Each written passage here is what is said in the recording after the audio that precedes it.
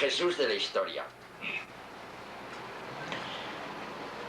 Es evidente que Jesús es el personaje que ha existido en la historia y que más ha influido en la historia. Muchas veces nos olvidamos, sabiendo que Jesús es Dios, de su dimensión humana. Nos lo imaginamos un ser totalmente diferente de nosotros y que casi ha pasado por la tierra pisando de puntillas. Y sin embargo no es así. Jesús es un hombre de carne y hueso como nosotros, que ha existido concretamente y que tiene una biografía absolutamente igual en sus líneas esenciales que cualquier otro hombre. Nació, vivió y murió. Nació al principio de nuestra era en un pequeño país que se llamaba Palestina y que formaba entonces, hace 20 siglos, parte del Imperio Romano. Este personaje, como decíamos, ha sido un personaje extraordinariamente influente y que ha cambiado el rumbo de los acontecimientos históricos. Basta que veamos algunos detalles significativos. Por ejemplo, el domingo, dentro de la semana laboral, tenemos 6 días en que se trabaja y 1 en que se descansa. Y ese día en que descansa la mayor parte del mundo, especialmente en el ámbito occidental, se llama domingo, que viene del latín dies domini, día del Señor. Es el día en que resucitó Jesús. Precisamente nuestra semana es solar. Lunes viene de luna, martes de Marte, Mercurio, etc., da lugar al miércoles. Pues bien, el día del sol era el día fundamental y el domingo ha desplazado en las lenguas latinas, no así en las germánicas, Sonntag, ha desplazado al día solar. Esto indica la trascendencia de este Jesús, cuyo día de fiesta lleva precisamente su nombre. Incluso el calendario. Hay distintos calendarios, como el budista, el judío, el musulmán, pero el calendario básico, el que rige, por ejemplo, Naciones Unidas, es el calendario cristiano. Nosotros decimos, por ejemplo, ahora vivimos en 1987. ¿1987 de qué? Del nacimiento de Cristo. Antes de Cristo y después de Cristo. Desde el punto de vista cultural, este personaje sencillo y humilde, que vive hace 20 siglos en Palestina, ha cambiado, sin embargo, la ruta del mundo.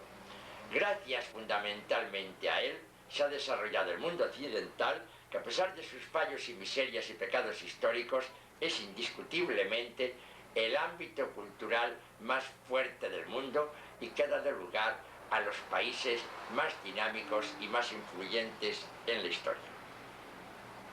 Vamos a plantearnos algunas cuestiones respecto a este Jesús histórico. En primer lugar, ¿existió de verdad o es un personaje inventado por sus seguidores, los llamados cristianos? Nadie duda que Jesús existió de verdad. Tenemos testimonios cristianos, especialmente el Nuevo Testamento y los escritos apostólicos, y tenemos también algunos testimonios profanos del Imperio Romano. Pero lo más importante es que tenemos códices en que se da por escrito datos acerca de este interesante personaje. En realidad tenemos más códices escritos, antiguos, sobre Jesús que sobre Julio César. Y nadie duda que existió el emperador romano, el llamado César. Tenemos, por ejemplo, códices completos del Nuevo Testamento del siglo IV, el Código Vaticano, porque se conserva en la Biblioteca del Vaticano, y el Código Sinaítico, que se encontró en un monasterio del monte Sinaí en el desierto. Pero hay pequeños fragmentos de códices, incluso de fines del siglo I y principios del siglo II, lo que atestigua la veracidad de las referencias históricas sobre Jesús. Jesús, pues, existió. No se puede poner la menor duda sobre ello. ¿Qué datos básicos tenemos acerca de la vida histórica de Jesús, de su paso por la tierra? No sabemos exactamente el año que nació, probablemente 6 o 7 años antes de la era de Cristo. Parece una anomalía. Esto se debe a un equívoco en la Edad Media. Nació en Belén y murió el año 30, eso sí lo sabemos exactamente. Conocemos el año preciso de su muerte, el mes, el día y la hora. El viernes hacia las 3 de la tarde de la semana de Pascua judía del año 30. Nació, según dice el Evangelio de Lucas y Mateo, de una manera milagrosa. La Virgen María estaba ya comprometida con José, pero todavía no estaba casada, no cohabitaba con él y no podía, por lo tanto, tener hijos. De una manera excepcional, maravillosa, María se convierte en la madre de Jesús. No entendía nada, lo dice ella cuando siente la llamada del Señor, pero respondió con un sí tajante y absoluto, de total disponibilidad. ¿Qué pretendía Dios con este nacimiento virginal de Jesús? Evidentemente que no hubiera cambiado fundamentalmente su presencia en el mundo si hubiera nacido de otra manera, pero los datos son los datos y esta es la realidad. Lucas y Mateo aluden a Isaías. Cuando Isaías, profeta, se presenta en la plaza, conmina al rey y a los potentados para que cambien, para que abandonen las injusticias sociales y para que se preocupen de los pobres y marginados. Pero nadie le hace caso. Y entonces, usando una metáfora muy fuerte, alude a la mujer estéril. En aquella época era un problema tremendo la supervivencia de la humanidad y una mujer que no tenía niños era un oprobio. Y compara al pueblo con una mujer estéril. Les dice, no queréis dar fruto porque no queréis tener relaciones con Dios. No os basta alienar a los hombres, sino que queréis también alienar al Señor. Pues bien, ya que sois estériles, ya que no queréis tener fruto, fruto de libertad, fruto de justicia, fruto de amor, Dios os va a violar y de esta manera tendréis un fruto. Y nacerá un niño precioso y ese niño será una maravilla y vendrá la libertad y vendrá la justicia y entonces los leones pacerán con las vacas tranquilas y pacíficas. Sueñan la utopía. Pues bien, aquí tenemos el caso al revés. María, que no entiende de lo que se trata, le dice a Dios que sí y acepta ser la madre de Dios. Con este milagro del nacimiento virginal, lo que se quiere poner de relieve es que todo es iniciativa de Dios, que no nos lo merecemos, que si Dios se hace hombre es porque le da la realísima gana y porque nos ama sin que nosotros lo merezcamos. Nosotros como pueblo somos la prostituta infiel que nunca da un sí de verdad a Dios. Y Dios nos perdona y Dios se vuelca con nosotros. Todo es iniciativa de Dios, todo es puro amor de Dios. Este sería el significado trascendental de este milagro inaudito.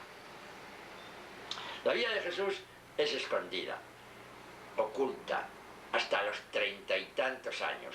Vive en un hogar sencillo, María, José y el niño. José es carpintero y Jesús también aprende el oficio de su padre. No sabemos exactamente cuándo murió José. Lo que sí está claro que cuando comienza la vida pública, María ya es viuda y José ha muerto.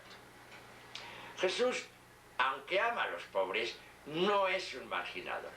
Jesús tiene un trabajo fijo, los verdaderos marginados iban a la plaza del pueblo para obtener un trabajo eventual. Jesús tiene su casita, Jesús paga impuestos, Jesús sabe leer y escribir. Hoy diríamos que era un obrero especializado, clase media modesta, no rico, no derrochador, no clase alta. Jesús es humilde y su familia es humilde. No se casa. Esto llama la atención. En aquella época no había una opción libre por el celibato. Esto era desconocido. La preocupación por la supervivencia era muy importante y no se daban casos de personas, de jóvenes que espontáneamente, por un ideal, renunciaron a casarse. Esto le va a plantear problemas. La gente a veces solapadamente le critica. ¿Quién es este? ¿Por qué no se casa? Llegan incluso a correr rumores y bulos por debajo. ¿Es que no será un hombre de verdad? Jesús nunca se defiende directamente. No va a la polémica, pero muchas veces de una manera fina, con una gran elegancia, de pasada, cuando se habla de otra cosa, alude a estas acusaciones que el pueblo a veces hace solapadamente de él. En una ocasión hablará de que el matrimonio es un proyecto de amor para siempre, de que nunca ni por ningún motivo hay que romper un matrimonio como se venía haciendo hasta entonces. Había dos sentencias, el divorcio difícil y el divorcio fácil, y le quieren hacer una trampa a sus enemigos, y les responde: nunca. El proyecto de Dios es que el amor sea para siempre. Y si ha habido condescendencias antes, ha sido por la debilidad humana, porque el hombre es frágil y porque el hombre no sabe de verdad amar hasta las últimas consecuencias. Todos los discípulos le preguntan: Señor, si esto es así, mejor no casarse. Y les dirá Jesús: cierto. Y entonces recoge el insulto que se había lanzado contra él. Acepta la palabra brutal. Hay eunucos que nacieron así por defecto de la naturaleza. Hay otros a los que los castraron por el motivo que fuera. Y hay eunucos, es decir, gente que renuncia a casarse por el reino de los cielos. El que pueda entender, que entienda. Otras veces también le acusaron de burgués, porque aceptaba invitaciones en casas de los ricos. Y entonces aludirá a ese juego popular que en los países hispánicos llamamos el juego del Antón Pirulero. Consiste en que uno toca una musiquita y si la música es triste todos tienen que ponerse a llorar. Y si es alegre todos tienen que ponerse a bailar rápidamente, sin pestañear. Y el que es lento tiene que pagar una prenda. Y les dirá Jesús: sois como los del Antón Pirulero. Vino Juan el Bautista, que comía miel silvestre y saltamontes y vestía como los salvajes con pieles, y dijisteis que era un tío raro. Vengo yo, que me comporto normalmente, y me llamáis un burgués. También le critican a veces su actitud con las mujeres. No era normal, no era frecuente, por ejemplo, que a solas, en el campo junto a un pozo, un judío hablara con una mujer, y sobre todo si era samaritana. Los discípulos se extrañaron cuando le vieron así. O cuando entró aquella mujer de conducta dudosa en casa del invitado, y entonces resulta que le abraza, le echa un perfume precioso sobre su cabeza, y todos le critican por esta frivolidad. Pero Jesús es impasible, sigue su camino con una gran serenidad y con una gran paz. Lucas dice en dos ocasiones que María meditaba sobre todo esto. Cuando nace el niño, cuando se pierde en el templo, es un adolescente. A primera vista parece una travesura del inicio de la juventud. Se queda, no avisa. María y José se preocupan y le regañan. Y le dice María: ¿no sabías que tu padre y yo te estábamos buscando? Eso no se hace. Dejarnos preocupados y con él pendiente. Y el niño Jesús, ya adolescente, responde con toda tranquilidad: ¿y no sabéis que yo tengo mi camino, que tengo mi vida, que me tengo que preocupar de mi vocación sobre la tierra? María le daba vueltas a todo esto sin entenderlo del todo. Cuando Lucas, médico y griego que no conocía a Jesús, quiso escribir un evangelio para Pablo, se informó detalladamente, nos dice al principio del mismo, y fue a informarse. Parece casi seguro que preguntó a María y sacó esta impresión. María, su madre, quería entrañablemente a su hijo, estaba en las manos de Dios para lo que fuera, para lo bueno y para lo malo, para lo fácil y para lo difícil, pero no entendía muy bien. El niño Jesús iba progresando poco a poco. Cuando nace, es un niño que no sabe hablar, es un niño que no sabe caminar, es un niño que no tiene uso de razón, se comporta igual que cualquier otro niño. Y nos dice el Evangelio, crecía físicamente, crecía en adquisición de conocimientos, crecía en simpatía ante los hombres y ante Dios. Este fue Jesús. ¿Cómo era físicamente? No lo sabemos.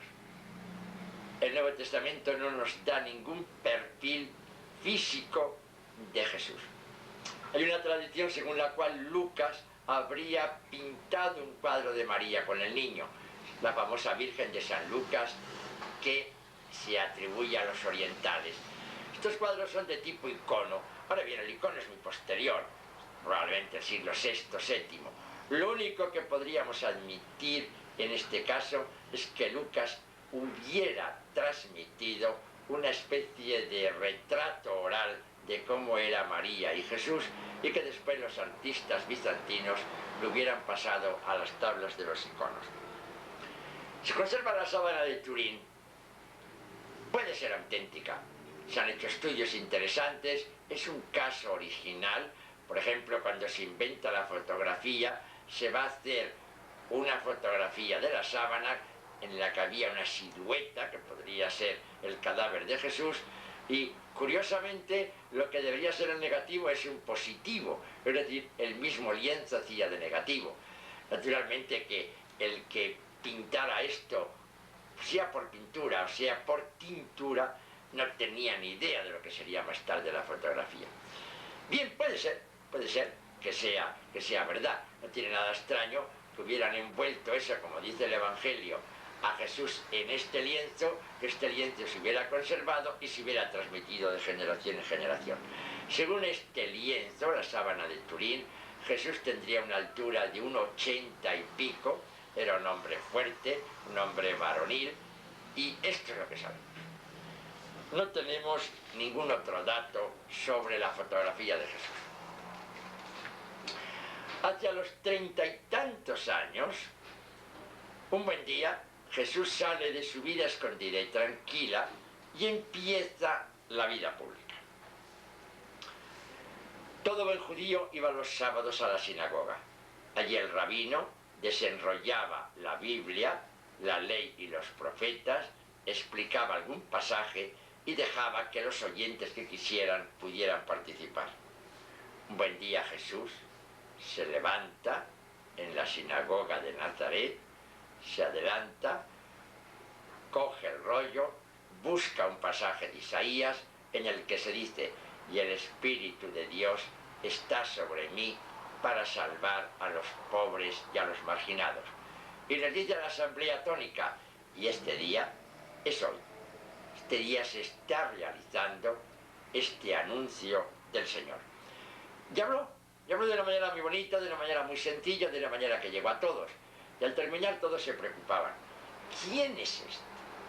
Si todos sabemos quién es el hijo del carpintero. Conocemos a su madre, conocemos a su parentela, sabemos que no ha estudiado teología, sabemos que no es sacerdote, sabemos que no es rabino, y sin embargo habla con una gran claridad y además habla como quien tuviera experiencia directa de Dios. ¿Quién es este? Y empieza su vida pública. Se aprovecha de las reuniones en la sinagoga los sábados, hace algunas reuniones con discípulos predilectos, va de pueblo en pueblo de vez en cuando anunciando la buena nueva. La buena nueva consiste precisamente en esto. Le preguntan una vez dos discípulos de Juan, cuando ya está Juan en la cárcel detenido por el rey Herodes, le preguntan: ¿eres tú el que vas a hablar del pueblo? Y lo dice clarísimamente: sí, mirad, decidle a Juan: los pobres son evangelizados, los enfermos son consolados, los tristes tienen alegría, y está Dios en medio de nosotros. En concreto, ¿qué anuncia Jesús? ¿Qué quiere Jesús? ¿Cuál es su mensaje de salvación para el pueblo? Al ver a aquel hombre tan seguro, tan radiante, que contagiaba alegría y profundidad y sentido de Dios, el pueblo, marginado, oprimido, tiene esperanzas de que este hombre puede sacarle del hoyo. Pero lo ve de una manera muy popular, muy elemental, y dijeron, ¿y si tuviéramos la independencia de Palestina? ¿Y si este hombre quisiera ser nuestro primer rey libre? ¿Y si hiciera la revolución? Y quieren nombrarle rey. Pero Jesús es tajante. No quiere ser rey. Estas son las tentaciones de Jesús. Antes de que comience la vida pública se va al desierto. Algunos piensan que es nada más una metáfora en que se resumiría todas las tentaciones que tuvo a lo largo de su vida para el cumplimiento de su misión. El hecho es que Jesús es tentado. No peca, pero diríamos, está a punto de pecar. ¿Cuáles son las tentaciones de Jesús? Muy sencillo. Realizar la salvación del pueblo mediante el poder, mediante la violencia, exactamente igual que estaban haciendo los romanos. Estaban organizando un gigantesco imperio mediante el derecho, mediante el poder, y todo esto apoyado en las formidables legiones romanas. Era una tentación. Jesús dijo una vez al gobernador Poncio Pilato, si yo quisiera, podría ser rey. Y a sus discípulos les dice, si yo quisiera, pudiera tener muchas más legiones que los romanos y mucho más fuertes que las legiones romanas.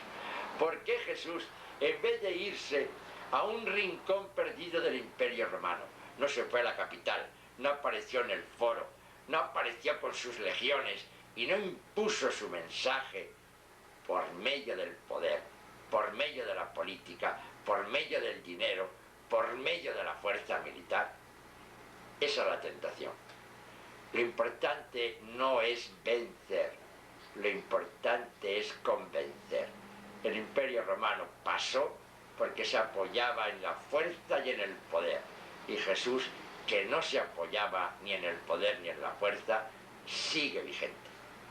Su mensaje era para convencer a los hombres y no para vencerlos por la fuerza. Y venció las tentaciones. Claro que tuvo momentos en que la tentación rebrotó, cuando estaba, por ejemplo, en la cruz, y abajo estaban sus enemigos y le decían, tú que hiciste maravillas, ¿por qué no bajas de la cruz y demuestras que Él es verdaderamente el Señor? Evidentemente que era muy humano, estaba sufriendo tremendamente, y como ser humano no tiene nada de particular que en aquel momento, lleno de santa ira, tuviera ganas de bajar y tuviera ganas de vencer a sus enemigos, pero prefirió convencerlos. ¿Qué hace Jesús? No hace política con minúscula. No se quiere inclinar a los partidarios de la independencia o de la colaboración con los romanos. No está ni con los fariseos ni con los saduceos. La política con minúscula, cuando caben diversas alternativas, no entra en el mensaje de Jesús ni de los seguidores de Jesús. Esas son opciones libres de los hombres, y en el nombre de Jesús nunca podemos imponer una política partidista. Pero sí, hace lo que podríamos llamar la política con mayúscula. Política con mayúscula es cuando no hay alternativa, es cuando está en peligro la dignidad de la persona humana, es cuando se atenta a esa dignidad, o es cuando en plan positivo, no de denuncia sino de anuncio, se quiere realizar pasos importantes adelante para que los hombres se pongan de pie, para que sean personas y para que sean verdaderamente dignos y sujetos de derechos humanos. En plan de denuncia se entera, por ejemplo, que Herodes ha matado al profeta Juan el Bautista, su pariente.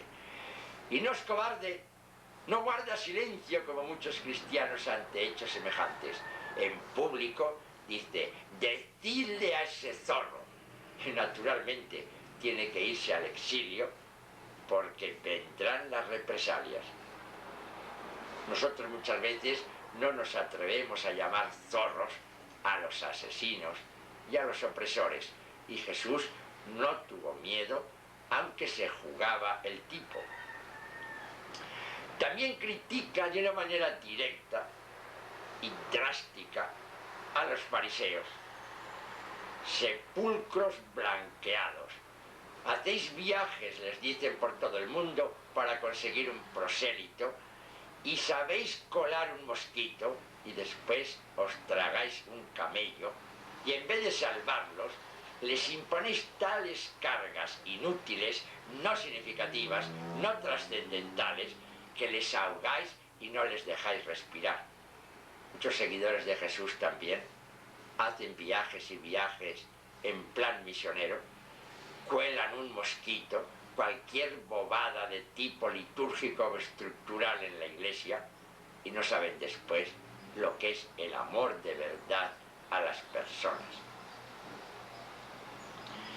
¿Qué hace entonces Jesús en plan positivo? Además de denunciar estos atentados a la dignidad de la persona humana con una extraordinaria valentía.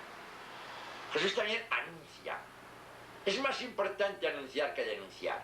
Si insistimos excesivamente en la denuncia, vamos a crear un clima de pesimismo.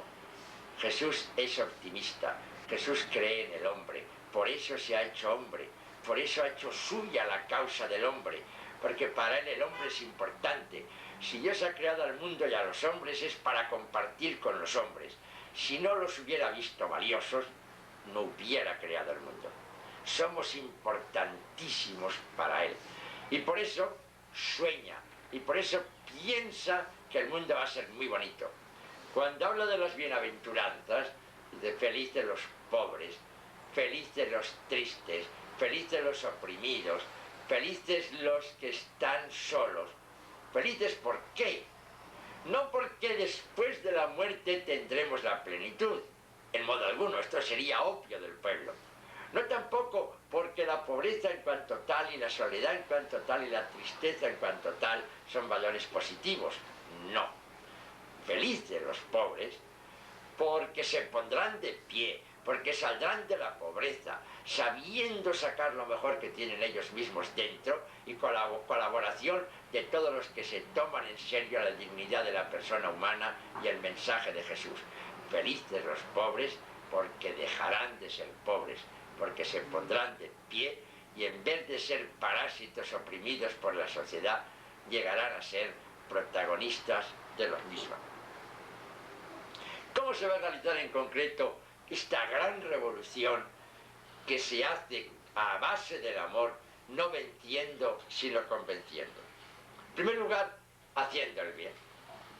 Tuve hambre y me diste de comer, nos dice a cada uno. Tuve sed y me diste de beber. Estaba triste y me consolaste. Estaba oprimido y me liberaste. Y le preguntaremos nosotros, Señor, ¿cuándo hicimos esto? Porque a ti no te vimos nunca. Los discípulos en tu tiempo te vieron, nosotros no. Y Jesús nos dirá, lo que hacéis a cualquier hombre, hermano vuestro y mío, a mí me lo hacéis. Y si no se lo hacéis a ellos, a mí me lo dejáis de hacer. Por eso Juan dirá, el que se encuentra con un hombre que tiene problemas, que pasa hambre, que está oprimido, que está triste, que está desconsolado, se encuentra con vosotros. Y si vosotros solamente le dais buenas palabras, sois mentirosos, porque el que ama de verdad, ama con obras. Y sois asesinos, porque si pudierais darle la vida, no se la dais, se la estáis quitando y estáis haciendo un verdadero atropello. Pero Jesús todavía dice más. Dice, no solamente hay que ayudar al hombre, sino hay que ser exquisitamente mucho más. De nuestra parte tenemos que hacer lo posible para ser amigos, y amigos de todos. No hay que matar a nadie, no hay que insultar a nadie, todo lo contrario, hay que dar la vida por el amigo, porque la verdadera amistad es esta.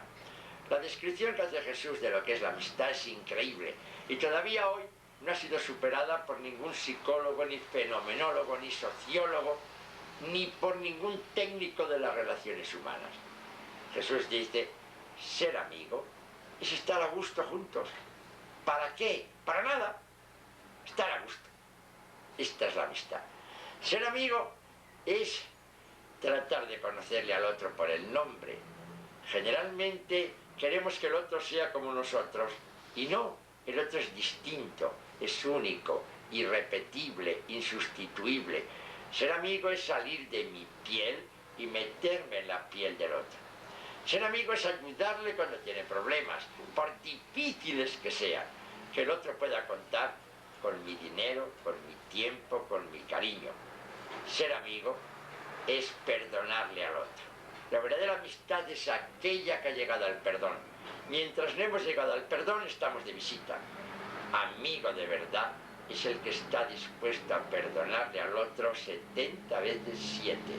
Es decir, siempre. Ser amigo es rezar juntos, hablar juntos con Dios, nos une extraordinariamente. Ser amigo es proyectar juntos, como decía el Principito en Saint-Exupéry. Amarse no es mirarse estúpidamente el uno al otro, sino mirar juntos en la misma dirección. Ser amigos es tener confianza en el otro, es creer en el otro, es esperar del otro maravillas, es poder confiar en el otro contándole nuestras confidencias y nuestros secretos. Pero sobre todo ser amigo es estar dispuesto a dar la vida por los amigos. Este es el mensaje de Jesús. Ahora bien, uno no entiende por qué un hombre, un profeta como Jesús, que no quiere meterse en política partidista, que únicamente denuncia los atentados a la dignidad de la persona humana y que sobre todo anuncia que tenemos que hacer el bien y que tenemos que ser amigos unos de otros, como diría después Pablo, amigos hombres y mujeres, ricos y pobres, dueños y esclavos, nacionales y extranjeros. Uno no se explica cómo un hombre que lanza este reto a la humanidad pueda despertar enemistad y llegue a ser asesinado por los dirigentes de la población. Parece inaudito. ¿Por qué le matan? ¿Por qué se ponen de acuerdo los romanos y los judíos, los sacerdotes y el rey Herodes, los fariseos y los saduceos, grupos sociológicos de poder que normalmente tenían entre sí unas tensiones muy importantes? ¿Por qué dejan de lado provisionalmente esos conflictos, se unen para matar a este hombre pacífico, a este hombre bueno, a este hombre que el único pecado que hace es predicar el amor hasta las últimas consecuencias entre todos? ¿Por qué le matan? Bien, le matan por dos motivos inmediatos y por uno más radical. Un motivo inmediato, los judíos, porque según ellos blasfema, porque quiere una religiosidad más esencial, no le importa la periferia, las bobaditas, los ritos, las pequeñas costumbres, no le importa colar el mosquito. Y para eso predica una religión más esencial, más al grano. El Dios de Jesús no es un juez, no fiscaliza, no es un tirano, no es mezquino, es un gran Señor y sobre todo es un gran amigo. Y para aquellos fariseos y sacerdotes y levitas que querían dignificar hasta el más pequeño rito, la más pequeña ceremonia, la más pequeña particularidad teológica y moral, evidentemente Jesús es un amafiestas. Pero además sobre todo les preocupa el que parece que esto lo hace porque él tiene poder, cuando dice el sábado está al servicio del hombre y no el hombre al servicio del sábado. Da a entender que él es el dueño del sábado, da a entender que él es sobrehumano, empieza a desvelar la sospecha de que él se cree un superhombre, de que se cree Dios, de que él puede, por ejemplo, perdonar los pecados. Ahora bien, solo Dios perdona los pecados porque el pecado es una ofensa a Dios, es un atentado al plan que tiene Dios, que hace suya la causa del hombre.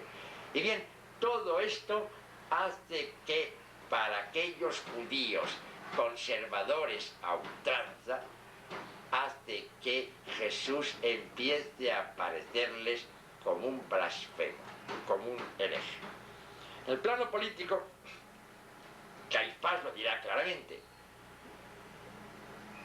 Vean las cosas con profundidad. Si no atajamos a este hombre, se puede provocar una revolución y entonces vendrán los romanos y nos aplastarán. Es mejor que muera uno a que muramos todos. Esta es una idea básica. Puede tener algo de invención, sí, pero sin embargo intuían que aquel hombre que defendía tan apasionadamente la dignidad de la persona humana podía indirectamente a la larga crear un movimiento de emancipación, un movimiento de concientización social en que los hombres se pusieran de pie y protestaran ante los atropellos y ante las distintas formas de opresión. El hecho es que aunque Jesús no hace una política con minúscula, hace una política con mayúscula. Se ha dicho que Poncio Pilato fue un débil. Y sí, probablemente fue un débil, pero era un gran político, un político sagaz. Realmente intuyó que aunque aquel hombre era inocente, que aunque aquel hombre no quería ser rey, que aunque aquel hombre no quería la violencia de los terroristas, que aunque aquel hombre no hacía nada a favor de la independencia de Palestina, sin embargo, aquella política radical sí podría a la larga desestabilizar al Imperio Romano, como así ocurrió. 4 siglos después, el Imperio Romano deja de ser romano en el sentido tradicional y se hace cristiano a partir de Constantino. Pero hay algo mucho más profundo que la acusación de que Jesús es hereje y blasfemo, y es un revolucionario que puede desestabilizar el país. Hay otro aspecto muchísimo más radical, y es el amor. Jesús ante todo predica el amor, pero no un amor superficial, un amor de verdad, un amor hasta las últimas consecuencias. Ahora bien, si una persona opta por el amor, si una sociedad opta por el amor hasta las últimas consecuencias, esto es un terremoto. Porque cambiamos no la periferia, no la costra de lo sociológico, estamos cambiando lo más profundo y radical. Estamos haciendo verdaderamente una revolución desde los cimientos. El que ama de verdad, inicia un cambio profundo en todo el mundo a donde va a llegar su mensaje. Y esta es la intuición de la gente.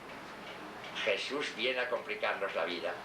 No he venido a traer la paz sino la guerra, en sentido metafórico. Es decir, no se puede seguir a Jesús de verdad y estar instalado, estar sentado, optar por la rutina, optar por lo que hace todo el mundo, optar por lo que se ha hecho siempre.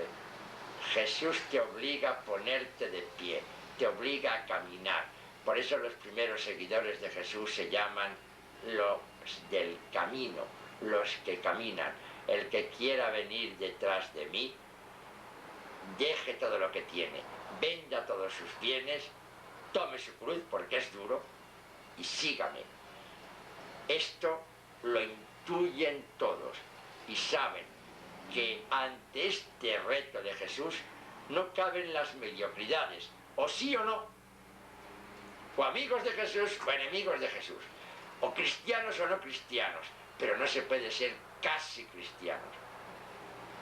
Y este reto, este desafío, mueve el tapete a mucha gente, la desestabiliza y contribuye a que al final muchos cobardes, timoratos, que no quieren dar el salto, que no quieren ponerse de pie, prefieran eliminarlo.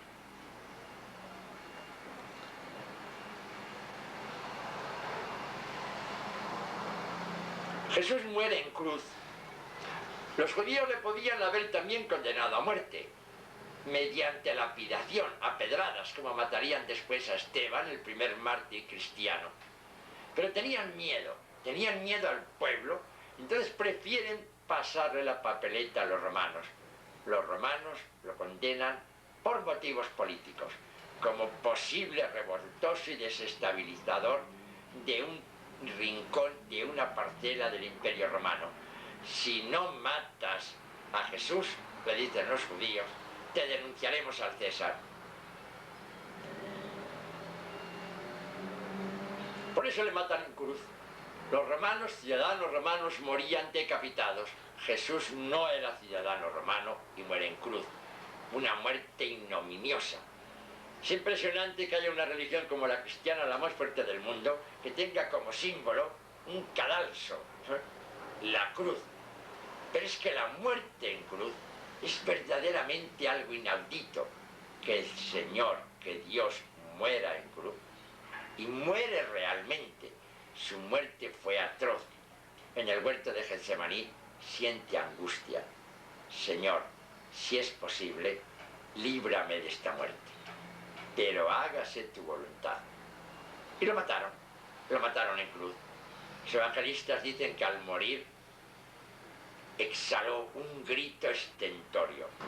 Tuvo que ser una muerte terrorífica. Pero Jesús muere no de una manera abstracta. Muchas veces la gente, no sé, teoriza demasiado. Quizá los teólogos han hecho daños en este sentido. Y dicen, Jesús muere por la humanidad. Claro que muere por la humanidad. Moriría por cualquiera de nosotros. Pero en concreto, muere por una persona concreta. Digamos, 3 personas concretas. Lázaro, Marta y María, los 3 hermanos. Habían querido ya apedrearle los judíos y se va al exilio, al otro lado del Jordán. Y entonces le llega la noticia, Señor, Lázaro, tu amigo, está gravísimo. No quiere manifestar sus propósitos delante del emisario. Y dice, bueno, duerme. Los discípulos entonces, que tienen miedo de que se vaya, que se meta en la boca del lobo, porque Betania estaba cerca de Jerusalén, dice, bueno, si duerme, pues está bien, ya está sano. Y Jesús dice, no, cuando estás a solas con ellos, duerme, lo que quiere decir, ha muerto. Vamos. Y entonces los discípulos se lo quieren impedir. Dice, pero si hace poco todavía los judíos querían apedrearte, querían matarte, ¿cómo vas a meterte en la boca del lobo? Y les dice, no, yo no vivo en la oscuridad, yo vivo en el día. El día es la luz es el amor de verdad. Amigo es el que está dispuesto a dar la vida por los amigos. Y entonces dirán los discípulos, vayamos y muramos contigo. La valentía se contagia. Y se va. Se va a Jerusalén, se va a Betania, resucita a Lázaro, consuela a Marta y María. Al llegar y verlas tan tristes, se conmovió, dice el Evangelio de Juan, lloró. Y la gente decía, mirad cómo le quería. Y lo resucita. Y naturalmente, como se ha metido en la boca del lobo, se la juega y al final lo agarran y le matan. Le matan porque se ha tomado en serio la amistad. Porque cuando él dice que seamos amigos y que amigo verdadero es el que da la vida por los otros, no habla de mentira. Para él la amistad no es palabrería hueca. La amistad es verdad. Y este es el gran testimonio de Jesús. No nos ha vencido, nos ha convencido. Ha dado testimonio de que se puede amar, de que el amor no es una utopía y de que podemos verdaderamente dar la vida unos por otros. Este Jesús está cerca de nosotros. A veces la teología nos ha presentado un Señor, el Cristo en majestad de las iglesias románicas allá arriba, hierático, distante, que no nos mira.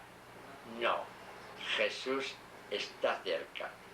Muchas veces le decimos, ¿cómo es posible que Dios se haya hecho hombre? Dios el Señor. No es posible, decimos. Parece una leyenda oriental, un cuento de las 1001 noches. Y no es verdad. Cuando un papá de verdad quiere a su niñito, juega con él, se pone a su altura, y eso no es indecoroso.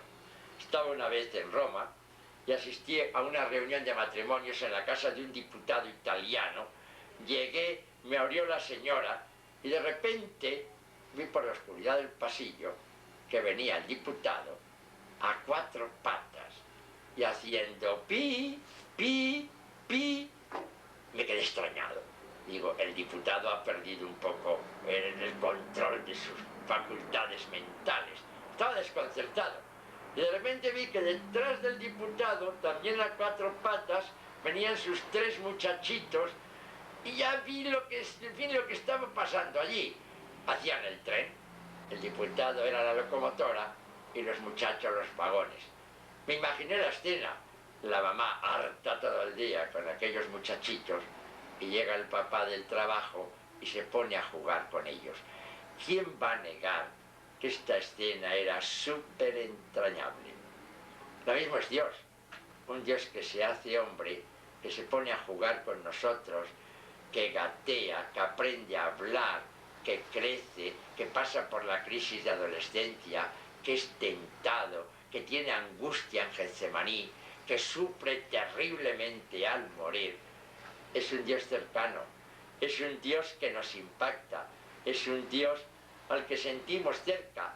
Juan dirá, y yo le vi, le abracé, le toqué, comí con él, fui confidente de él, era amiguísimo de él. En este sentido emociona ver este superamigo de Jesús que es Juan, el único valiente, el único que está al pie de la cruz cuando Jesús muere. Y entonces Jesús, que había confiado a Pedro el ser piedra de la iglesia, pero Pedro no está allí, Pedro le ha negado. Entonces Jesús, al ver que está allí al pie María, su madre, y Juan, el amiguísimo, piensa en el futuro de su madre, ¿qué será de ella? Una mujer no podía vivir sola. Y entonces se la confía a Juan, no a Pedro, a Juan, porque era el amigo de verdad. Y le dice a Juan, Juan, ahí tienes a tu madre. Y a su madre le dice, madre, ahí tienes a tu hijo. Es una maravilla ver a aquel hombre sufriendo horriblemente y en ese momento se olvida de sí y se acuerda de su madre. Gracias a su madre que le dio un sí, vino al mundo. Y al marcharse él del mundo, se preocupa de su madre para que no quede sola. Porque para Jesús el amor es lo máximo. Y por eso está cerca de nosotros y por eso su mensaje, a pesar de todas las miserias y limitaciones de los seguidores de Jesús, sigue estando vigente y sigue siendo un reto y un desafío para toda la humanidad.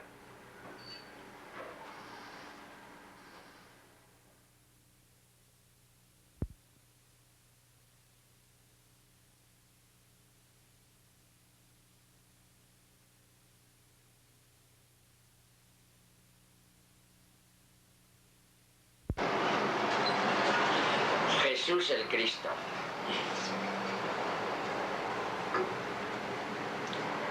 Como decíamos en la conferencia anterior, Jesús nació, vivió y murió. Predicó un mensaje bonito de amor. Esto le creó la enemiga de muchísima gente que se sentía afectada por él y lo mataron. Lo normal es que una vez muerto, como tantos otros profetas, la gente, seguidora suya, se hubiera ido olvidando poco a poco de él y hoy nadie hablaría de Jesús. Jesús muere el viernes por la tarde, hacia las 3, el sábado es día de fiesta para los judíos, y el domingo por la mañana al amanecer ocurre algo extraordinario e inaudito que va a cambiar el curso de la historia y que va a hacer que Jesús se convierta en el Cristo, Jesucristo. Lo que ocurre sencillamente es lo siguiente, es que Jesús el domingo al amanecer resucita. La Biblia, que es poco detallista en general en los acontecimientos, trae solamente las cosas más importantes y trascendentales sin detalles, nos cuenta este día desde la mañana bien temprano hasta la noche bien entrada. Es el día más largo de la Biblia, el día más largo de la historia. Lo que ha ocurrido este día es trascendental. Por eso más tarde los cristianos hablarán simplemente del día, el día con mayúscula, el día por excelencia, el día del Señor, dies Domini, el domingo. Vamos a recorrer detalle a detalle lo que la Biblia, el Nuevo Testamento, nos dice a propósito de este día histórico. Y nos vamos a quedar sobre todo con el evangelista Lucas y el evangelista Juan. Lucas en el capítulo 24 nos dice así: las mujeres descansaron en el día del reposo conforme al mandamiento judío. Pero el primer día de la semana regresaron al sepulcro muy temprano llevando los perfumes que habían preparado. En el capítulo 23 al final dice, una vez muerto Jesús, las mujeres que habían acompañado a Jesús desde Galilea fueron y vieron el sepulcro y se fijaron en cómo habían puesto el cuerpo de Jesús. Cuando volvieron a casa, prepararon perfumes y ungüentos. Al caer el sol ya, el viernes, no se podía trabajar. No tuvieron tiempo de embalsamar el cadáver de Jesús, por eso, aprisa y corriendo, compraron los perfumes y ungüentos, descansaron el sábado y por la mañana, al amanecer, terminaba el descanso sabático y se fueron corriendo. Era el primer día de la semana, el primer día del trabajo, se fueron corriendo al sepulcro. Al llegar, se encontraron con que la piedra que tapaba el sepulcro no estaba en su lugar. Y entraron, pero no encontraron el cuerpo del Señor Jesús. Estaban asustadas sin saber qué hacer, cuando de pronto, es una metáfora, los ángeles sienten dentro de sí mismos, sienten que hay algo ahí especial, que hay algo divino, algo inesperado, y llenas de miedo se inclinaron hasta el suelo y pensaron, ¿por qué estamos buscando entre los muertos al que está vivo? ¿No habrá resucitado? Entonces ellas regresaron del sepulcro y contaron todo esto a los 11 apóstoles y a todos los demás. Las que llevaron la noticia a los apóstoles fueron María Magdalena, Juana, María madre de Santiago y las otras mujeres. Pero a los apóstoles les pareció una locura lo que ellas decían y no querían creerles. Pasemos ahora al capítulo 20 del Evangelio de San Juan.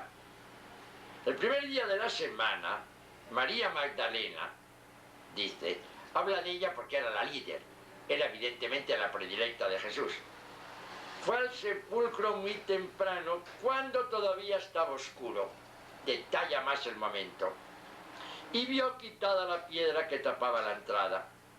Entonces se fue corriendo a donde estaban Simón Pedro y el otro discípulo, aquel a quien Jesús quería mucho, y les dijo, se han llevado del sepulcro al Señor y no sabemos dónde lo han puesto. Esto es lo que piensan, esto es lo que vieron, el sepulcro vacío. Y se les ocurrió a las mujeres intuir, decir, aquí hay algo divino. ¿No será que vive? ¿No será que ha resucitado? ¿Por qué le buscamos entre los muertos? Pedro y el otro discípulo salieron y fueron al sepulcro. Es muy bonita esta relación de Pedro y Juan. Eran súper amigos. Pedro traiciona. Juan le va acompañando para pedir informaciones en el tribunal cuando van a condenar a Jesús. Entonces se echa a llorar y se mete en el agujero.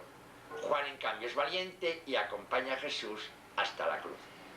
Una vez que ha muerto, es evidente, se reúnen otra vez Pedro y Juan y los otros, probablemente en el cenáculo, y allí están asustados a ver qué pasa. Tienen incluso miedo que se puedan meter también con ellos.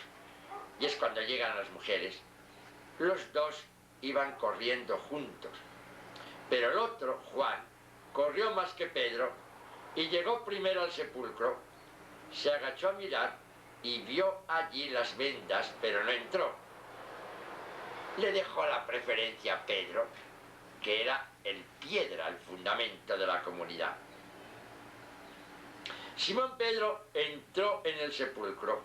Él también vio allí las vendas y además vio que la tela que había servido para envolver la cabeza de Jesús no estaba junto a las vendas, sino enrollada y puesta aparte. Se fijan en todos los detalles y los conservarán muchos años después. Entonces entró también el otro discípulo, el que había llegado primero al sepulcro, y vio lo que había pasado y creyó. De Pedro no se dice que creyera. Es curioso, el que más ama, el que se ha comprometido más, el que ha llegado hasta la cruz, este cree. El otro está más reticente. Luego regresaron a su casa. María se conoce que fue también con ellos. María Magdalena se quedó afuera junto al sepulcro, llorando. Y llorando como estaba, se agachó para mirar dentro. Y entonces también sintió dentro de sí una voz de Dios que le decía: mujer, ¿por qué lloras? Y ella se dijo a sí misma: porque se han llevado a mi Señor y no sé dónde lo han puesto. Apenas dijo esto, volvió la cara y vio allí a Jesús, pero no sabía que era él. Jesús le preguntó: mujer, ¿por qué lloras? ¿A quién buscas? Ella, pensando que era el que cuidaba el huerto, le dijo: Señor, si usted se lo ha llevado, dígame dónde lo ha puesto para que yo vaya a buscarlo. Está siempre con la idea de que alguien se lo ha llevado. Jesús entonces le dijo: María. Ella se volvió y le dijo en hebreo: Raboni, maestro. Jesús le dijo: suéltame, porque todavía no he ido a reunirme con mi padre. Estaba abrazando y le dice: ya está bien, pero ahora vete y di a mis hermanos que voy a reunirme con mi padre, que es su padre también, con mi Dios, que también es su Dios. Entonces María Magdalena fue y contó a los discípulos que había visto al Señor, y también les contó lo que Él le había dicho. Que nosotros sepamos, es la primera persona a la que se aparece Jesús. Evidentemente Jesús tiene preferencia por los que aman de verdad. Juan, su amigo predilecto. Magdalena, su amiga predilecta. Jesús predica el amor y da su amor especial a los que más aman. Volvamos a Lucas, capítulo 24, versículo 13. Amanecido pues, han ido las mujeres, han vuelto del sepulcro que estaba fuera de los muros, han ido Pedro y Juan, se ha quedado María Magdalena, Jesús se ha aparecido a la Magdalena, ya va pasando el día. Aquel mismo día, el primer día de la semana, después de la fiesta, dos de los discípulos se dirigían a un pueblo llamado Emaús, a unos 11 kilómetros de Jerusalén. Empieza la dispersión. Ha muerto Jesús, se acabó el profeta, se acabó lo que el profeta anunciaba. Y tristes y cabizbajos, fracasados, se vuelven a sus aldeas. Iban hablando de todo lo que había pasado. Mientras conversaban y discutían, Jesús mismo se acercó y comenzó a caminar con ellos. Pero aunque lo veían, algo les impedía darse cuenta de quién era. Jesús les preguntó: ¿de qué van hablando ustedes por el camino?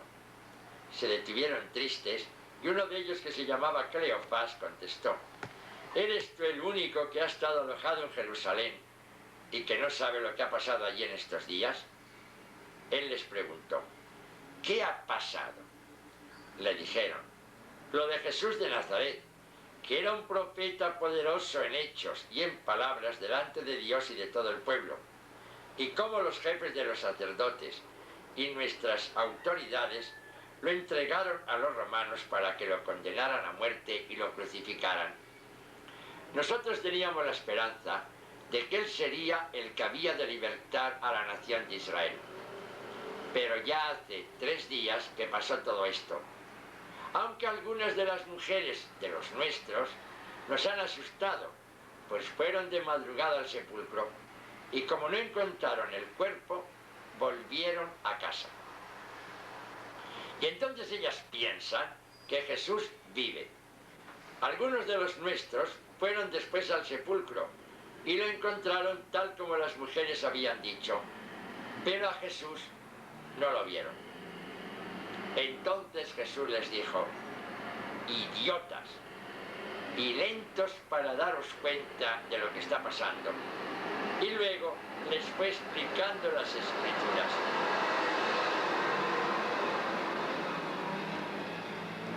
Al llegar al pueblo donde se dirigían, Jesús hizo como que iba a seguir adelante, pero ellos lo obligaron a quedarse diciendo: quédate con nosotros porque ya es tarde, se está haciendo de noche. Jesús entró pues para quedarse con ellos. Cuando ya estaban sentados a la mesa, tomó en sus manos el pan y habiendo dado gracias a Dios lo partió y se lo dio. Y en ese momento se les abrieron los ojos y reconocieron a Jesús. Pero él desapareció. Y se dijeron el uno al otro: ¿no es verdad que el corazón nos ardía en el pecho cuando nos venía hablando por el camino y nos explicaba las Escrituras? Sin esperar más se pusieron en camino y volvieron a Jerusalén, donde encontraron reunidos a los 11 apóstoles y a sus compañeros. Emaús estaba a 11 kilómetros, hay que pensar por lo menos 2 horas y media de ida, 2 horas y media de vuelta, lo que estuvieron allí. Lógico, llegaron ya de noche. Y entonces cuando entran en el cenáculo, los discípulos que están allí les quitan la palabra y les dicen: de veras, ha resucitado el Señor y se le ha aparecido a Pedro. Entonces ellos dos les contaron lo que les había pasado en el camino y cómo reconocieron a Jesús cuando partió el pan. Vamos a volver otra vez ahora a Juan.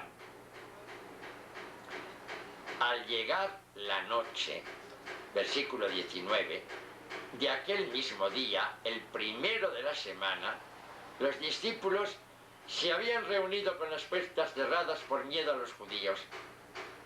Jesús entró y poniéndose en medio de los discípulos, los saludó diciendo: paz a ustedes.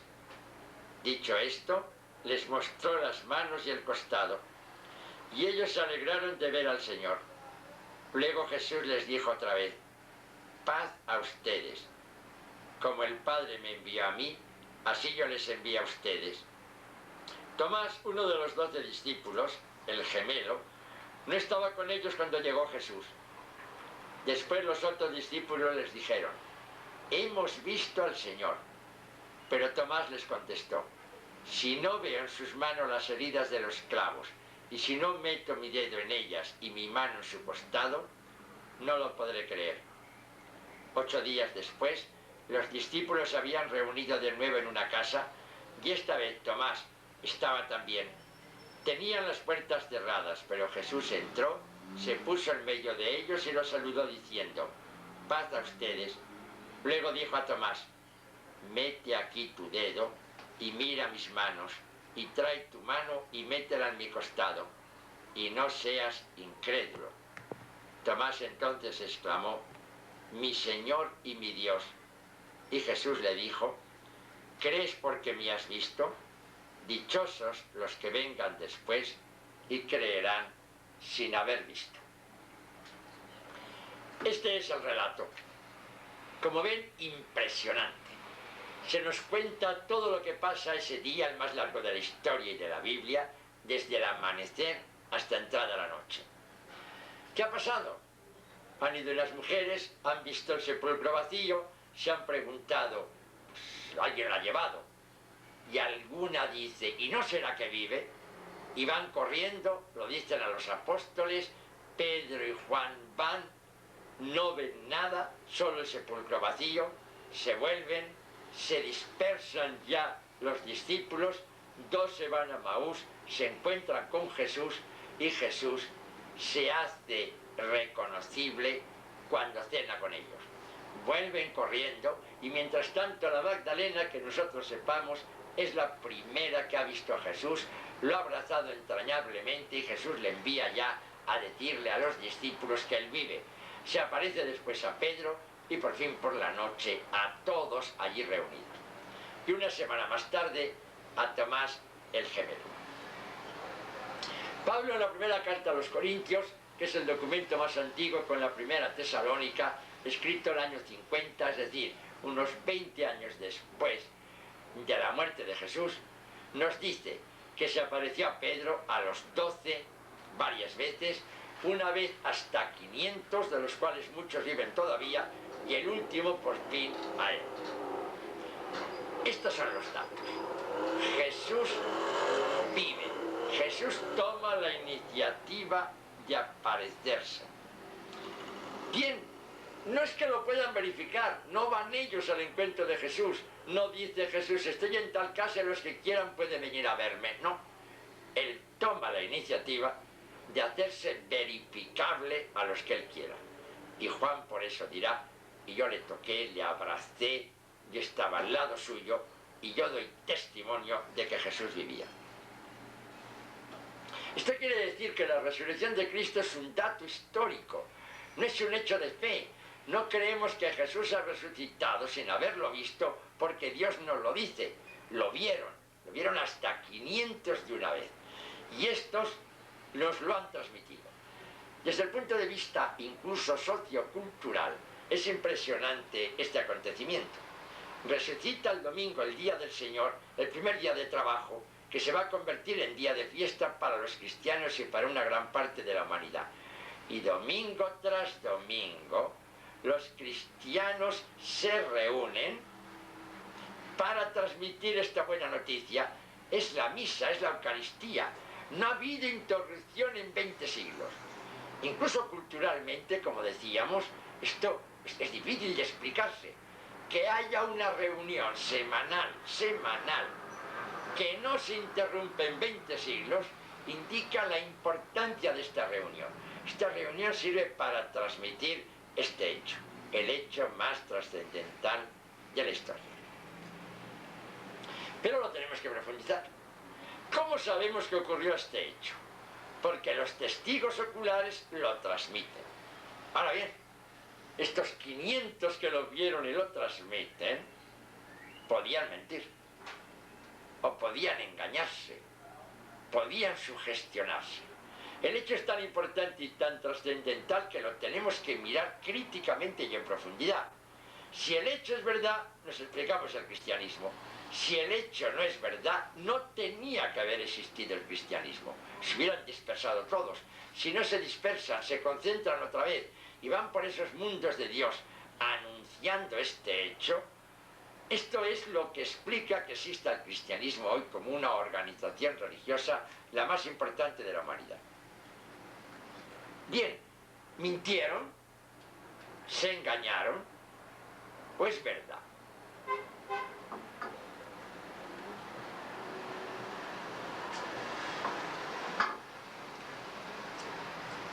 No es posible admitir que mintieran. Nadie muere por una mentira.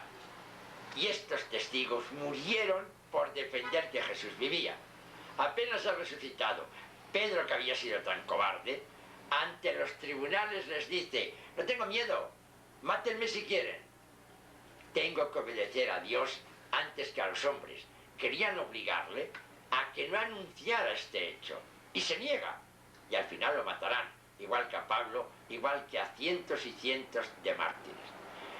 Uno puede dar la vida fanáticamente por una idea en la que cree, pero nadie da la vida por una mentira. ¿Para qué se miente? Para ganar algo. ¿Qué gana alguien si lo pierde todo muriendo? Ningún mentiroso da la vida para sostener una mentira. Hoy no hay nadie que admita que Pedro y Pablo y los 12 y los otros testigos de la resurrección de Cristo fueran unos mentirosos. Es inexplicable. Y además sería inexplicable el cristianismo.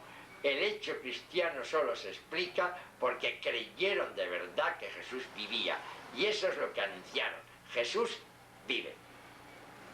Cuando Pablo está detenido en Cesarea, esperando un barco que le lleve a Roma porque ha apelado al César, el gobernador Festo está tramitando algunos asuntos con el rey Agripa. Y se ve que estaban un día aburridos y les dice: hombre, al rey y a la reina Berenice, ¿por qué no invitamos a cenar y a una tertulia a un tal Pablo, judío, teólogo, que es interesante el hombre? Dice: yo no entiendo mucho vuestras cosas. Lo único que sé es que este Pablo dice que un tal Jesús, a quien mató el gobernador antecesor mío, Poncio Pilato, que este tal Jesús vive. Vive. Esta es la esencia del cristianismo. Decir Jesús vive. Es lo que había entendido Festo y es lo que hoy anunciamos los cristianos de verdad. Todo lo demás es periférico. El hecho nuclear del cristianismo es este: Jesús vive. Entonces, no mintieron, se engañaron, se sugestionaron. El hombre tiene una gran capacidad de sugestión. Ahora bien, el que aquellos hombres creyeran que habían visto a Jesús vivo y dieran la vida por él, esto en psiquiatría es una paranoia. No es una pequeña psicopatía, no se daban cuenta que estaban enfermos. Es algo mucho más grave. Eran inconscientes. Creían que Jesús vivía y era mentira. Esto es una paranoia, como la del que se cree Napoleón Bonaparte. Había una vez un psiquiátrico y un señor que se creía Napoleón y organizaba todos los días en el patio a los enfermos para reproducir la batalla de Austerlitz. Pero llegó otro Napoleón Bonaparte y se armó el conflicto. Entonces el director del instituto psiquiátrico les metió en una celda a los dos y les dijo: de aquí no salen si no se ponen de acuerdo quién es el verdadero Napoleón Bonaparte. A la semana volvió y estaban amiguísimos los dos. Y uno de ellos le dice: señor director, todo resuelto. Aquí yo, Napoleón Bonaparte. Y aquí a mi derecha, Josefina de Bonaparte. Bien, este es un paranoico. Un paranoico es el que tiene una grave perturbación mental de la que no se daba cuenta. Se cree que es Napoleón, se cree que es de cristal, etcétera, etcétera. Pues bien, estos serían paranoicos si creyeran, sin tener conciencia de su anomalía, que Jesús vive y dan la vida por él. Son unos perfectos paranoicos. Ahora bien, ningún paranoico puede hacer una realización en la vida, tiene que estar internado. Ese núcleo en el que desvarían les impide hacer cosas. Si hay una realización importante en la historia de la humanidad, es el cristianismo, que ha creado el mundo más importante, la cultura más importante y los hombres más dinámicos y más emprendedores. Decir que todo esto es producto de unos cuantos paranoicos verdaderamente no tiene sentido. Incluso hay judíos hoy día que, sin dejar de ser judíos religiosos, dicen que es muy difícil interpretar los hechos y analizar los textos críticamente y no aceptar que ocurrió un hecho verdaderamente extraordinario al principio del cristianismo, como es la resurrección de Cristo. Bien, no mintieron, no se engañaron. Entonces no queda más que una tercera alternativa. Es verdad, Jesús resucitó, Jesús vive, por eso se reunieron en su nombre y por eso fueron hasta el último confín de la tierra para anunciar esta buena noticia, eso quiere decir evangelio.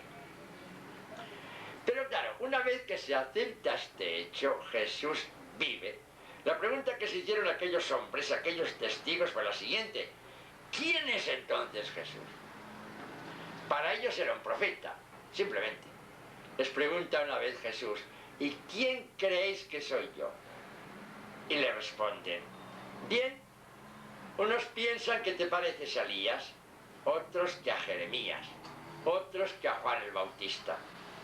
Más tarde ellos dirán: tú eres el Señor. una vez que descubren que Jesús vive, intuían que era un hombre extraordinario, que era algo muy especial, que quizá era un superprofeta, pero no sabían que era el Señor. Si Jesús vive, es que domina la vida, es que es el autor de la vida. Si es el autor de la vida, es el Señor, es Dios. Está a la derecha de Dios como el sucesor del emperador. Estar a la derecha del rey significa que es uno de la misma dignidad del rey. Estar a la derecha de Dios. Entonces nos explicamos lo que dirá después Mateo, situando la escena en el tribunal, cuando le pregunta el sumo pontífice a Jesús: dinos de una vez, ¿tú eres el Señor, sí o no? Y Jesús, que había guardado silencio, porque todo aquel juicio era una pantomima, entonces le dice: tú lo has dicho, soy el Señor. Y como se encontraba en una situación ridícula, Dios juzgado por los hombres, les dice: y al final de los tiempos será al revés, seré yo el que venga a juzgaros a vosotros. Es el Señor. Ahora, ¿cómo se realiza esta resurrección? Pablo dice: Jesús resucitó, nosotros resucitaremos. Y entonces dice esto en la primera carta a los Corintios, en el capítulo 15. Entonces le preguntan algunos: ¿cómo es eso? ¿Cómo resucitamos? Y dirá una palabrota así dura, fuerte, muy espontánea: idiotas. Claro que no resucitamos con el cuerpo de antes. Ese ya es pasto de los gusanos. Era un cuerpo mortal, era un cuerpo que se desintegra, un cuerpo que se deshace. El grano de trigo, si no muere, no da fruto. Es otra cosa. Es como la oruga, como el gusano de seda. Somos gusanos que nos vamos arrastrando por la tierra y de repente morimos, entramos en el capullito y sale una mariposa. La mariposa ya no es un gusano. El cuerpo que tendremos después no es el de antes. El cuerpo de aquí es terrestre, mortal, pasa. El otro será un cuerpo celeste, glorioso, inmortal. No lo sabemos. Esto es lo que quiere poner de relieve Pablo con un concepto abstracto teológico: cuerpo terrestre, cuerpo glorioso. Los sinópticos, en cambio, que son más biógrafos, dirán que no reconocían al Señor de entrada, que era distinto, que era diferente, pero era el mismo. Sabían que era Él. Lo tocaron, lo abrazaron, lo amaron. Este problema va a ser dificilísimo de resolver. Si Jesús es Dios y habla al Padre como Dios distinto de Él, y además nos dice que conviene que Él se vaya para no apachurrarnos con su presencia, esta es la metáfora de la ascensión, no que suba materialmente a los cielos, sino que después de X tiempo de aparecerse a los discípulos para que estén seguros de que vive, les dice: conviene que yo me vaya porque si no os aplastaría. Pero enviaremos al Espíritu, el Padre y yo. Aparecen pues tres personas distintas. Ahora bien, para los judíos era importantísimo el monoteísmo. No hay más que un solo Dios. Lucharon con uñas y dientes para afirmar esta unicidad de Dios. En los pueblos primitivos, Dios está ocioso. Entonces aparecen las secretarias, las divinidades intermedias, para realizar la tarea de cada día. Dios Yahvé no, actúa, no está ocioso, no está de brazos cruzados. Por eso desaparecen las divinidades intermedias y lo que podríamos llamar coloquialmente las secretarias. Dios es único y Dios actúa. ¿Cómo compaginar este Dios único con esta triplicidad de personas, consecuencia de la resurrección de Cristo? Esta es una de las pruebas más fehacientes de la veracidad de los hechos. El que inventa una cosa con una mentira hace el crimen perfecto, se preocupa de todos los detalles. Los discípulos eran pobres pescadores y vieron a Jesús y dijeron: luego es Dios. Y les preguntaron: menudo problema, ¿cómo explicar entonces el monoteísmo? Y dijeron: no lo sabemos, no somos teólogos. Esto lo único que podemos decir es que lo hemos visto vivo. No hay la menor duda Los problemas teológicos resuélvanlos los expertos. Tardarían años, hasta finales de siglo, en que el Evangelio de Juan nos da una explicación maravillosa para resolver este problema pendiente. Jesús es Dios y no hay más que un Dios, y Jesús es distinto del Padre, y el Padre y el Hijo son distintos del Espíritu Santo. ¿Cómo conseguir esta explicación? Juan la dará a partir del amor. Jesús había predicado el Evangelio hasta las últimas consecuencias. El amor de verdad. El amigo es el que da la vida por el amigo. Amarse no es tanto compartir el dinero, compartir el trabajo, es compartir el ser. Esto vale para el matrimonio. En el Génesis se dice, y él y ella dejarán su casa, se unirán y formarán un solo ser. Y la comunidad de los seguidores de Jesús que se toman el amor en serio será también algo parecido. Y ellos se unirán, compartirán la fe, la oración, la amistad, la Eucaristía, los proyectos y formarán un solo ser. Esta es la solución también para la Trinidad. Dios es un Dios, pero no es un Dios individual, es un Dios comunidad. Y dirá el Evangelio de San Juan, en boca de Jesús, porque todo lo que tiene el Padre, lo tengo yo. Todo lo que sabe el Padre, lo sé yo. Todo lo que hace el Padre, lo hago yo. Todo lo que es el Padre, lo soy yo. Porque el Padre y yo somos un solo ser. Aquí está la gran fórmula. Matrimonio, comunidad y Dios. Somos comunidad. Somos personajes distintos, pero que formamos un solo ser. Pero en la Trinidad se da un salto cualitativo. Nuestro amor siempre es frágil, precario. Nuestro amor sobreviene. Antes de casarme no conocía al otro, no amaba al otro. En un momento determinado, yo que me caso, entonces amo al otro. El amor sobreviene, no es consustancial. Por eso se puede romper el amor y esta pareja se puede divorciar. Cuando entramos en comunidad es lo mismo. Yo me integro en la comunidad. Antes no formaba parte de la comunidad. Es una opción entrar en la comunidad. Y por eso un buen día puedo dejar la comunidad. Pero en Dios el amor no sobreviene. Dios no ama. Dios es el amor. Desde toda la eternidad, el Padre y el Hijo se aman en el Espíritu Santo. Su amor no es accidental, no sobreviene, es consustancial. Por eso, en la Trinidad, en la comunidad de Dios, ocurre algo verdaderamente increíble. Según la gramática, primera persona es la que habla. Segunda persona es aquella con quien se habla. Y tercera persona es aquella de quien se habla. Por lo tanto, la tercera persona está fuera. Este es el drama del amor, que el tú es tú cuando está conmigo, pero apenas se aleja, se degrada en él o en ella. Ya no puedo hablar con él, tengo que hablar de él. La tercera persona es la degradación del tú. Y cuando la tercera persona no ha sido nunca tú, es la total alienación. Ahora bien, el Padre es la primera persona, el yo. El Hijo es la segunda, el tú. El Espíritu Santo no puede ser la tercera persona. Hay tres personas, pero no hay tercera. Si fuera tercera, estaría fuera, estaría alienado. El Espíritu Santo es persona real, no es yo, no es tú, tampoco es él.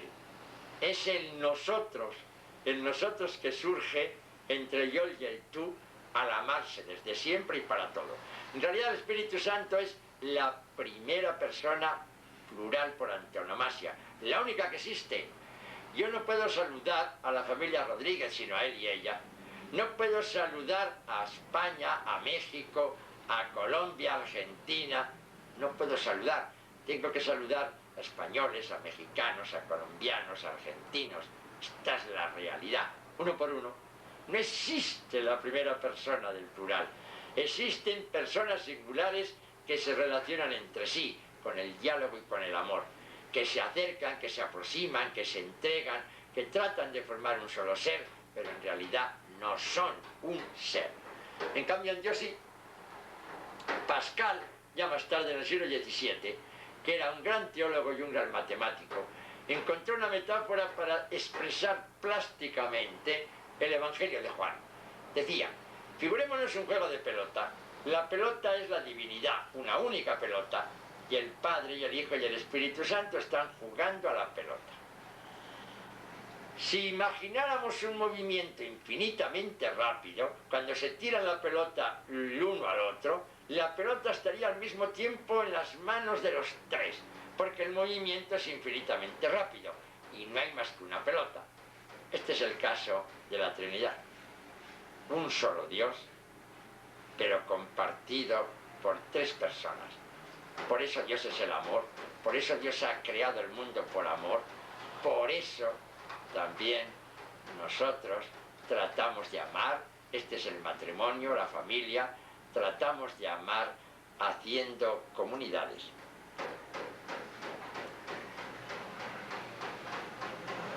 Consecuencias de todo esto, de la resurrección de Cristo, trascendentales. Primero, la resurrección de Jesús demuestra que Dios se ha hecho hombre, que Dios ha hecho suya la causa del hombre, que se ha matado por los hombres porque es amigo de los hombres, de todos y cada uno, como lo fue de Lázaro, Marta y María. De sentirnos queridos por Dios, conocidos por Dios, amados por Dios, hasta las últimas consecuencias, hace que nos seamos importantes. El gran drama del hombre moderno es que se siente un número, se siente alienado, sabe que la gente viene a su encuentro únicamente para sacarle el jugo, sabe que el amor es frágil, que se puede estropear en cualquier momento, y se siente desamparado y flotando sobre el abismo. Saber que Dios te ama hace que te sientas verdaderamente importante. Pero además, el hecho de que Jesús resucite da una validez extraordinaria al mensaje del amor. Muchos van a decir que este mensaje de Jesús, no mates a nadie, no insultes a nadie, hace el bien, da de comer al hambriento, libera al oprimido, consuela al triste, acompaña al que está solo y sobre todo trata de ser amigo de todos, de los ancianos, de los adultos, de los jóvenes, de los niños, de los negros, de los blancos, de los amarillos, de los mestizos, de los mulatos, de los ricos, de los pobres, de los nacionales, de los extranjeros, de los animales, de las plantas, de las estrellas, de la luna, del sol. Trata de ser amigo de todos. Es una utopía franciscana. San Francisco de Asís, en cierta ocasión, envió a dos mensajeros del amor por esos mundos de Dios para anunciar el Evangelio. Era un anciano y un muchachito. Y salieron ilusionados de Asís por tierras lejanas. Se encontraron un grupo de gorriones que se estaban peleando entre sí y con dificultades les convencieron de que merecía la pena el amor. Y lo consiguieron. Siguieron adelante y más tarde encontraron una bandada de cuervos que se mataban despiadadamente entre ellos. Y entonces, con más dificultad todavía, lo lograron y se amaron los cuervos. Volvieron entonces felices a Asís para comunicarle a San Francisco que el amor era posible, pero al llegar a las puertas de la ciudad sintieron que allá arriba los cuervos trataban de matar a los gorriones. Entonces, tristes, se acercaron a Francisco y le dijeron que parecía el amor una utopía, que no era posible. Y Francisco les consoló y les dijo que el amor sí era posible, pero que había que lucharlo, que no era fácil, pero que al final lo conseguirían. La resurrección de Cristo demuestra que sí es posible el amor. Ha venido a predicar el amor, ha vencido a la muerte Jesús y de esta manera maravillosa nos ha dicho que su mensaje merece la pena y que es verdad. Pero además la resurrección de Cristo tiene una consecuencia impensable para nuestra vida. El hombre sabe que va a morirse. Es el único animal que lo sabe. y por eso hasta cierto punto vive angustiado siempre con la espada de Damocles encima de su cabeza. Tenemos miedo a la muerte, nos da miedo morirnos. Y bien, la resurrección de Cristo, de este Jesús que ha vencido a la muerte definitivamente, nos abre a la esperanza. Pablo dirá, si Cristo ha resucitado, también nosotros somos otros Cristos en la tierra. Somos el cuerpo místico de Cristo. Cristo es la primicia, el primero que resucita. Después venimos nosotros. Y nos dirá en el Evangelio, me voy para prepararos sitio. Y allí no creáis que va a faltaros habitaciones. Hay para todos. Hay sitio para todos. Por eso es una maravilla el que gracias a la resurrección de Cristo tenemos como un injerto de inmortalidad y le perdemos el miedo a morirnos. En la carta a los filipenses, Pablo les dirá, estaba pendiente de juicio, quizá me matan o quizá no me matan. Si me matan, qué alegría poderme encontrar con Cristo. Y si no me matan, encantado de poder seguir ayudándoos y queriéndoos. Esta es la gran esperanza del cristiano. Podemos vivir aquí poniendo a tope nuestras energías, pensando que merece la pena vivir como mereció para Dios hacerse hombre. También lo dice Pablo a los filipenses. Siendo Dios, no le importó hacer suya la dignidad del hombre para decirle al hombre que es muy importante. Juan dirá, Dios se hizo hombre para que el hombre se haga Dios. Y de esta manera le perdemos el miedo a morir y nuestra vida resulta fascinante. Todo esto, ni más ni menos, es el triunfo del ser sobre el no ser. El triunfo del amor sobre el individualismo. El que Dios sea una comunidad verdadera de amor, hace que nosotros podamos soñar en el amor sin sentirnos frívolos y superficiales. En un congreso ya hace años se trataba precisamente de la importancia de las agrupaciones a todos los niveles. Era en plan interdisciplinar. Había un físico atómico ateo que al ver que entraba yo sacerdote dijo, hombre, no me gusta mucho que haya aquí curas en la reunión, porque se trata de que profundicemos el tema científicamente y no a base de supercherías. Yo me callé discretamente hasta que me llegó mi turno. Empezó el físico atómico y nos dijo cómo precisamente las partículas se juntan en el átomo y al juntarse no se suman, se multiplican, se hace una nueva unidad que transforma cualitativamente a todos sus integrantes. Y el biólogo dijo que esto pasaba igual con la molécula. Y el psicólogo social lo aplicó al grupo. Cuando en el grupo la gente se junta, no se suma, se multiplica y se realiza un verdadero salto cualitativo que hace que la persona se crezca y se ensanche. Y entonces el físico atómico, con un poco de retintín, dice, y ahora que nos diga el teólogo cómo ve las cosas. Y yo con mucha humildad y paciencia les dije, fíjense, es curioso, tenemos el átomo, tenemos la molécula, tenemos el grupo social, y en todos los niveles se da siempre lo mismo. Las partes se juntan, no se suman, se multiplican, dan un salto cualitativo y aparece un ser en una dimensión mucho más profunda. Pues bien, es lo que decimos los cristianos de Dios. Dios no es un individuo, es una comunidad, la comunidad perfecta, la única primera persona del plural que existe en el cosmos, y por eso Dios es el amor con mayúscula, y todo lo que aquí hay de unión, de comunión, de amor en el átomo, en la molécula, en el grupo social, es por participación de Dios. Dios nos ha marcado con su huella, Dios nos ha destinado el amor y ha probado con su resurrección que el amor es posible y es verdad.